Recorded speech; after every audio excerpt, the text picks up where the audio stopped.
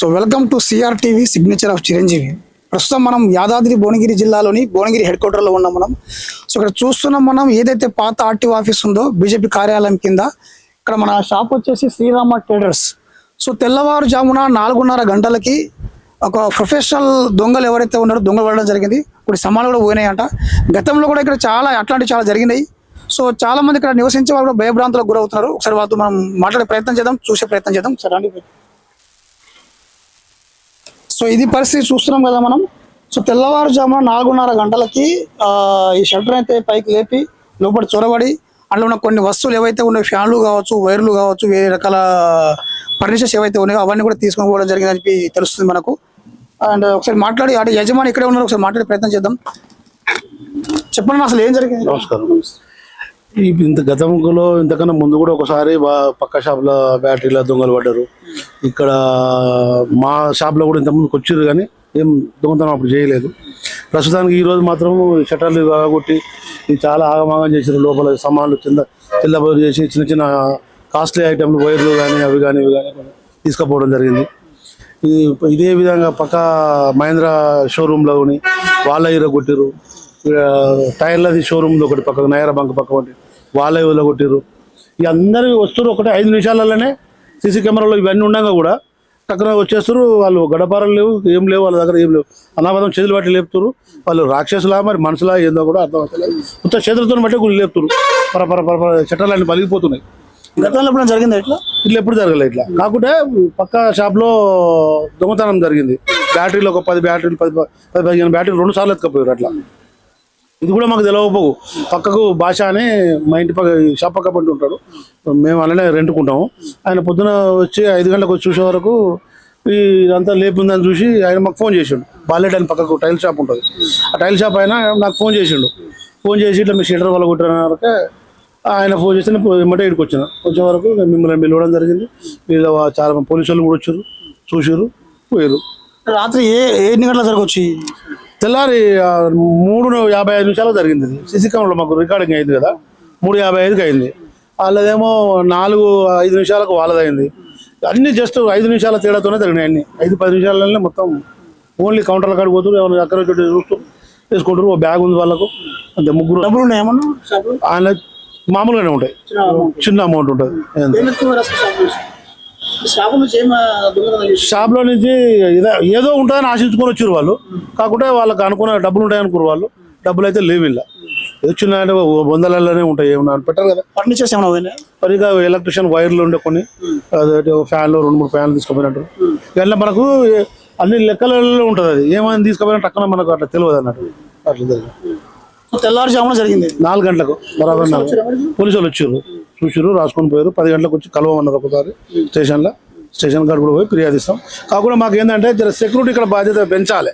పెంచితే ఎందుకంటే అందరిలో మనుషులు ఉండరు, పని చేసుకొని వెళ్ళిపోతూనే ఉంటారు ఎక్కువ మటుకు. ఇది మన బీజేపీ ఆఫీసు బైపాస్ దగ్గర అని చెప్తారు, ఒలిగొండ రోడ్డు. ఇక్కడ ఇంతకన్నా ముందు కూడా పోలీసు వాళ్ళు కూడా కంప్లైంట్ ఇచ్చాం. ఏడాది క్రితం కూడా వచ్చారు వాళ్ళు. ఆ రోజు కూడా నైట్ 1 గంటకు పోలీసు వాళ్ళు వచ్చారు.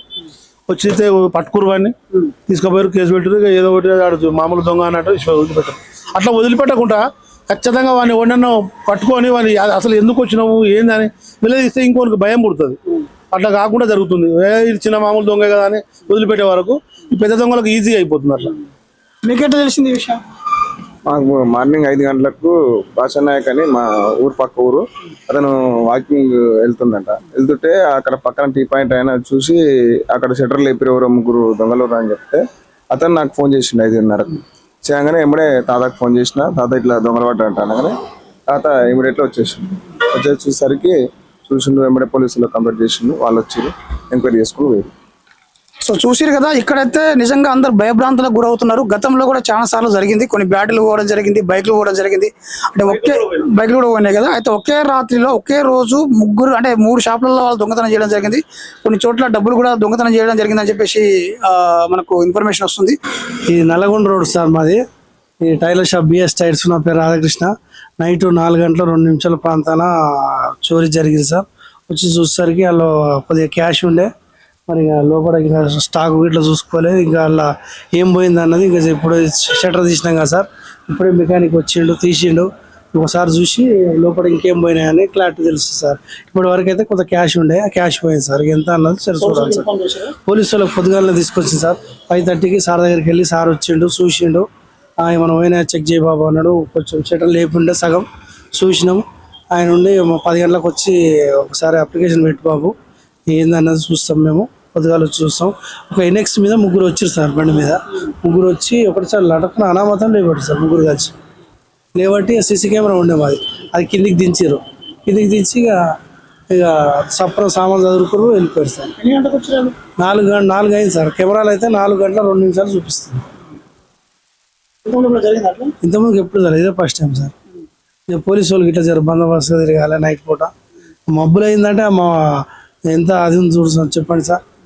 నువ్వు ఏదో అర్ధమ రాత్రి 1 గంట 2 గంటలు అంటే అది వేరు. 4 గంటల రాత్రి 4 గంటల మబ్బుల 4 గంటలకు వేయడం ఏంటో మాకు పేపర్ అబ్బాయి పేపర్ వేస్తాడు కదా సార్. పేపర్ వేయగానే అట్లా ఫోన్ చేసి రాధాకృష్ణ మేము షాప్ తీసినాం అంటే నేను తీయలే అని చెప్పిన. మరి ఇలా అయినట్టు ఒకసారి చెక్ చేయాలంటే ఎంబడే వచ్చేసి చూసి చక్కగా పోలీస్ స్టేషన్ పోయి చెప్తే ఎంబడే సార్లు వచ్చారు, 2 జీపులు వచ్చారు. వచ్చి చూసుకుని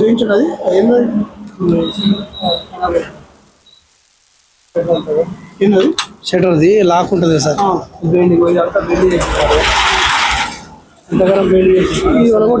ఇది వలగొట్టి లోపలికి వెళ్ళి అది అంటే ఇరిగిపోయింది. ఇది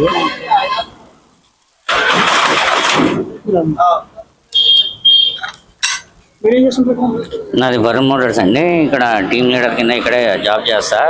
ఈ చుట్టుపక్కల ప్రాంతాల్లో వెనక సైడ్ కూడా ఇంతకుముందు ఒకటి బైక్ చోరీ అయిందన్నారు. అప్పుడు కూడా మా సీసీ కెమెరాలో చూసి ఇది అన్నారు. ఇక్కడ నిఘా వర్గం కొద్దిగా తక్కువగా ఉంది, పెట్రోలింగ్ కొద్దిగా పోలీస్ వాళ్ళు ఎక్కువ నిఘా ఏర్పాటు చేసి కొద్దిగా చూస్తే ఇక్కడ బీహార్ వాళ్ళు ఇక్కడ గ్లాస్ ఫ్యాక్టరీ ఉండడం వల్ల ఇక్కడ చోరీలు ఎక్కువ జరుగుతున్నాయి. బీహార్కి సంబంధించిన వాళ్ళు బయట వ్యక్తులు ఎక్కువ ఇక్కడ సంచరించి ఎవరు ఎలా ఉన్నారు ఏంటి అనేది రెక్కి నిర్వహించి ఇక్కడ కొన్ని చోరీలు జరుగుతున్నాయి. మొన్న రీసెంట్గా 15-20 రోజుల కింద ఈ చుట్టుపక్కల 2 బైకులు పోయినాయి.